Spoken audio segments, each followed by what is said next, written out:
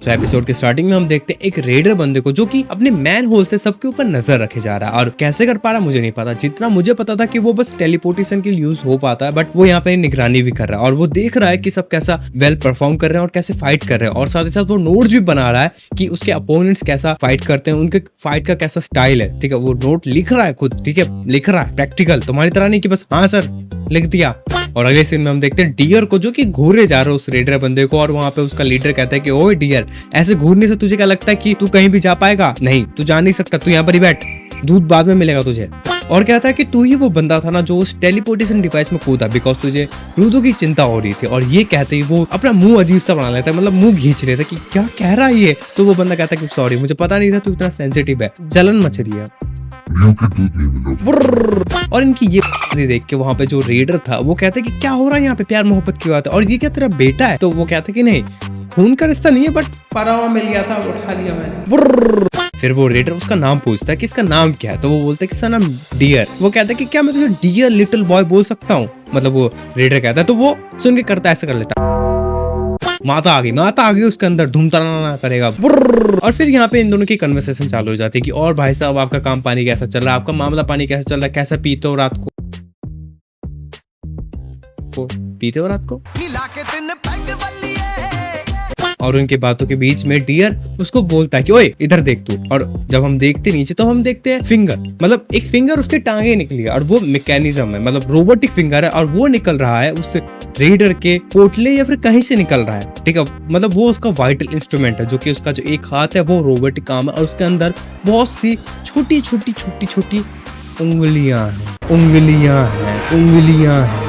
और वो raider information मांगता, information about the boss of the cleaners, कि कौन है आर्का कॉर्बस, या फिर कुछ ऐसा ही था। आर्का कॉर्बस कौन है, क्या खाता है, क्या पीता है, कहाँ जाता है, और कौन सी कलर की चड्डी पहनता है। मैं इतना फील करेगा।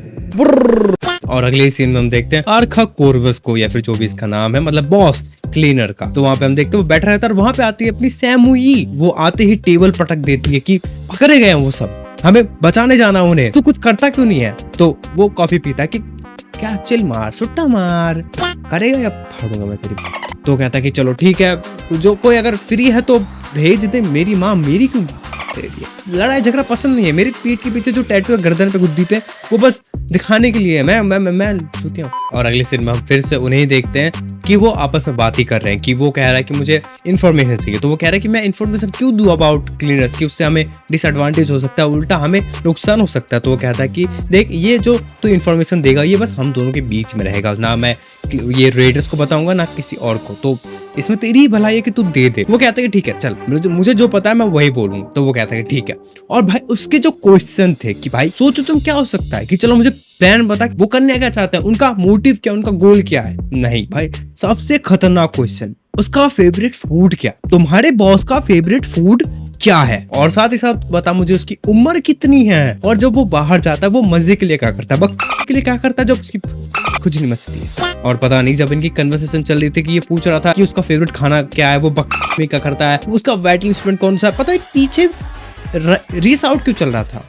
और इनकी ये वाली चीजें सुन के वो डियर भी कहता है कि भाई बंद कर दो। वो भी फ्रस्ट्रेट हो गया मेरी तरह की, कौन से कलर की चड्डी पहनी है। फाइनली वो रियलाइज करते हुए बोलता है कि चलो मुझे पता चल गया कि तुम क्या करना चाहते, तू करना क्या चाहता है। तो वो कहता है कि देख भाई, मुझसे ये फालतू सवाल मत पूछ, मैं उसका काम करता हूँ, मैं उसकी बीबी यार हूँ, जो मुझे इतना सब कुछ पता है, सैमुई से पूछना।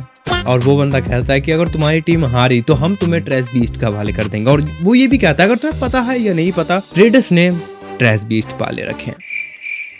कुत्ता है क्या पाल रखा है। और अगले सीन में हम देखते हैं जांग खान और जब्बार को, जहाँ पे जब्बार कहता है कि छुपने की जरूरत नहीं है यार, तू तो मेरी तरह ही है, मारने या मरने वाला, तो छुप क्यों रहा है। और जहाँ पे इनकी फाइट लिटरली अभी तक चली जा रही है, जहाँ पे जब्बार पिछले एपिसोड में वो इवॉल्व हो गया था, मतलब वो विकसित हो गया था जब्बार से, जब्बार में या फिर जब्बार चारजार्ड में, जो भी हो वो विकसित हो गया था। और उसके बाद उसके क्लॉथ जो वुल्वरीन के भी बड़े हो गए थे, कि और विकसित होने के बाद वो बाबला हो चुका है, वो उड़ने की कोशिश कर रहा है। ठीक है, वो उड़ने की कोशिश कर रहा है और वो बाबला हो चुका है। वो कह रहा है कि जांग कालकून मेरे दोस्त, छुपने की जरूरत नहीं है यहाँ पे, ना रीडर से ना क्लीनर से, बस तू और मैं, आओ प्यार करे। वो कह रहा है कि अपना जो भी सीक्रेट है, मतलब वो भी सोच रहा है कि जैसे मेरे पास ये क्लॉ का सीक्रेट था जो कि सच में सीक्रेट था, वैसा भी उसके पास जांग खान के पास है। बट जांग खान के पास ऐसा कुछ नहीं है। जांग खान भी लाइक कि नहीं है मेरे पास, नहीं है, छोड़ दे मुझे, नहीं है। और अगले सीन में हम देखते हैं टाइफून को, जो कि बता रहा होता है कि स्पेयर से जो चीजें गिरती हैं उसके कारण कितना ज्यादा पॉल्यूशन होता है और कितनी ज्यादा चीजें खराब होती है, जिस कारण जो स्पीसीज मतलब जो ग्राउंड पे रहती है उनको विकसित मतलब चेंज होना पड़ता है और उस हिसाब से अपने आप को अडेप्ट करना पड़ता है। अगर वो अडेप्ट ना करे तो वो मर जाता है। जैसे हम यहाँ पे एक घोड़े को देख पाते हैं जो कि वो अडेप्ट हो चुका है, like as a trace beast की तरह वो अडेप्ट कर लिया इस नेचर को, उस एनवायरनमेंट को। बट जो चीजें अडेप्ट नहीं कर पाती वो मर जाती है। और वो यही कहता है कि जो ग्राउंड पे रहने वाले ह्यूमन होते हैं वो अलग होते हैं, ठीक है, वो खुद को अडेप्ट किए हैं इसलिए हम अलग है। और वो यही कहता है कि जो ग्राउंड पे रहने वाले लोग हैं, जैसे कि मैं एक ग्राउंडलिंग हूँ और तू स्पिराइट है, तू जो कि स्पेयर में रहता है, पर हम दोनों की आंखें सेम क्यों है।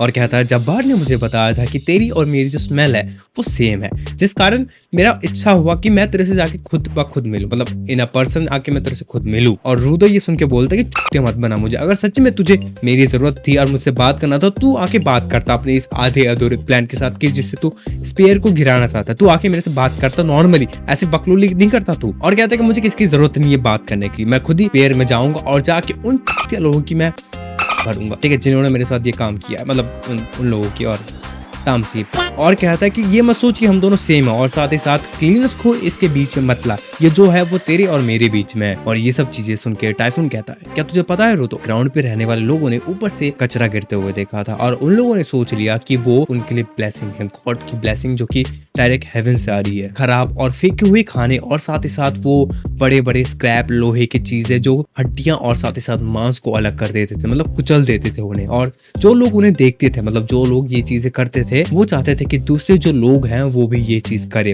और ये सब चीजें रूदो को समझाते हुए टाइफून क्या करता है, वो एक कॉकरोच को उठा के अपने मुंह में डाल के उसे खा लेता है। और अब बहुत सारे लोग यहाँ पे सोच सकते हैं कि इसने कॉकरोच क्यों खाया, वो बहुत ही अजीब या फिर घिनौना है, बट मैं कहूँ ये नॉर्मल है जोरियल टाइफून के लिए, बिकॉज वो हर चीज को खा सकता है, बिकॉज ऑफ कि ये उसके लिए इंपॉर्टेंट है। अब वो उसका इच्छा हो या ना हो बट उसे खाना पड़ेगा, बिकॉज अगर वो नहीं खाएगा तो उसको पावर्स नहीं मिलेंगे। और अगले सीन में हम देखते हैं जब्बार और जांग खान की फाइट, बिकॉज अभी तक ये चल ही रही है, अभी तक यहाँ पे कोई खत्म नहीं हुआ, डिसाइड नहीं हुआ। जहाँ पे जब्बार अगर मैं कहूँ वो अभी तक डोमिनेट कर रहा है, ठीक है, और जहाँ पे जांग खान अपना वो काम लिखा रहा है कि मैं जीतूंगा, इस के अंधेर से तो मैं हार ही नहीं सकता, ठीक है। बट इनकी फाइट बहुत ही ज्यादा क्रेजी चल रही है, जहाँ पे जब्बार के पास उसके नए क्लॉज है जो कि बहुत ही ज्यादा वो अभी एडवांस में, बट जांग खान भी यहाँ पे हार नहीं माना, वो भी डटा हुआ है और वो लिटरली नॉर्मल अपनी छड़ी से वो उसे पेले जा रहा है, बजाया जा रहा है, मारे जा रहा है, ठीक है। मैं मानता हूँ यहाँ पे कि यहाँ पे जांग खान के लिए थोड़ा डिसएडवांटेज है कि वो उसके पास नहीं है नया माल पानी, उसको लेना पड़ रहा है बैक स्लैश, बट क्या करे, यही सच्चाई है। जहाँ पे जांग खान पूरी कोशिश कर रहा है कि उससे डॉज करे, उसे मारे, बट वो कितना ही कर लेगा अपने उस नॉर्मल छड़ी से, मतलब अपने नॉर्मल वाइटल इंस्ट्रूमेंट के साथ जो कि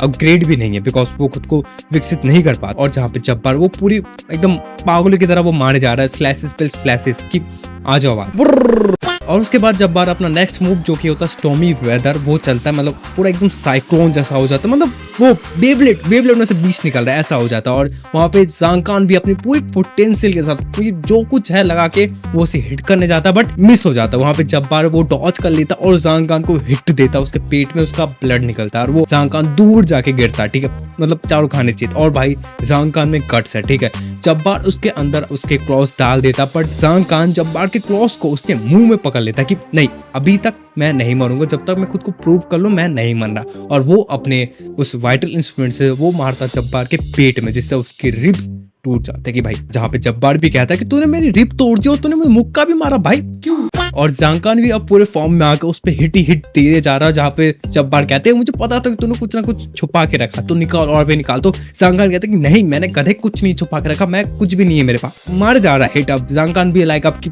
आ रही है पार होगा, और एंड में जांग खान जब्बार के मुंह में एक अपर किक देता है और उसे दूर धकेल देता है। बट जांग खान को पता नहीं था कि वो जब्बार की एक प्लान है, जहाँ पे जब्बार हंसता है और उसका जो लेफ्ट क्लॉ था जिसके अंदर न्यूरोटॉक्सिक जहर था वो लगता है जांग खान के पैर पे और जांग खान गिर जाता है। और जहाँ पे हम देखते हैं कि जांग खान का बहुत ज्यादा ब्लड लॉस हो रहा है उसके पैरों में से, साथ ही साथ वेनम मतलब वो जहर न्यूरोटॉक्सिक जहर भी उसके पैरों में, उसके पैरों से उसकी बॉडी में जा चुका है, जहाँ पे जांग खान की हालत बहुत ही ज्यादा खराब है, अब कह नहीं सकते। अब जहाँ पे जब्बार आता है और एंड गेम करता है, मतलब वो अपने क्लॉज को जांग खान के सीने में डाल देता है और वहां पर ही जांग खान खत्म, मतलब उसकी आंखें अब बंद हो जाती है और उसका जो वाइटल इंस्ट्रूमेंट है, उसका जो ऑरा होता है वो भी ऑफ हो जाता है। सो इसी के साथ अपना ये एपिसोड भी खत्म हो जाता है और यहाँ पर सब खत्म नहीं हुआ, अभी फाइट बाकी है इन दोनों की, ठीक है। ज़ांग खान अभी उठेगा, अभी बहुत सारी चीजें हैं, ज़ांग खान अभी मर नहीं सकती, ठीक है। तो जो भी हो, ये एपिसोड भी मस्त था, बट यहाँ पे मैं कहूँ अभी देखो यहाँ पे पूरी फाइट अभी चल रही है, जहाँ पे अभी